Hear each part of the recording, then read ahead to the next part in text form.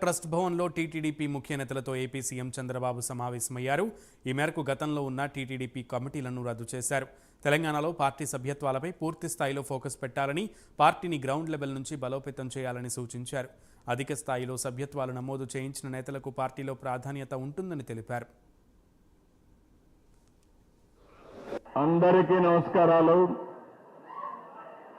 ఇప్పటికే 2 సార్లు వచ్చినప్పుడు కొన్ని ఇబ్బందులు కలిగాయి.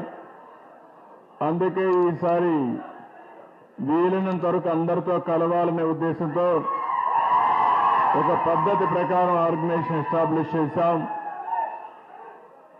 ఈరోజు తెలుగు వారంతా కూడా 45 సంవత్సరాలుగా నన్ను ఆదరించి గౌరవించారు, పార్టీని బలోపేతం చేశారు. ఇది మన నాయకుడు నందమూరి తారక రామారావు గారు పెట్టిన పార్టీ.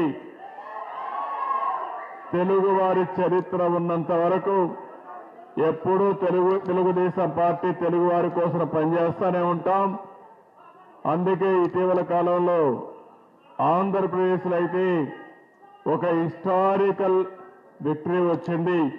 దానికి కారణం మీ అందరి అభిమానం, మీ అందరి కృషి అని చెప్పి కూడా నేను మీకు తెలియజేస్తున్నా. అదే సమయంలో మనం చేసిన పనులు శాశ్వతంగా ప్రజల్లో గుర్తుంటాయి. దాంట్లో ఏమాత్రం కూడా అనుమానం లేదు. భవిష్యత్తులో కూడా మళ్ళా తెలుగుదేశం పార్టీని ఇక్కడ అభివృద్ధి చేయాలని ఒక దృఢ సంకల్పంతో ఉన్నాం. ఈరోజు మొత్తం తెలుగుదేశం పార్టీ అడ్హాక్ కమిటీలు ఉన్నాయి.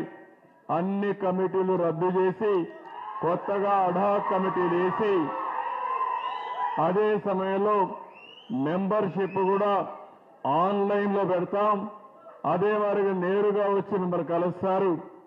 మళ్ళీ కొత్త మెంబర్షిప్ తయారు చేసి కొత్తగా ఎవరైతే యువ రక్తం ఉందో ఆ యువ రక్తంతో పార్టీని శాశ్వతంగా బలోపేతం చేయడానికి ముందుకు పోతామని చెప్పి కూడా నేను మీకు తెలియజేస్తూ, ఇప్పుడే నాయకులతో మీటింగ్ అయింది.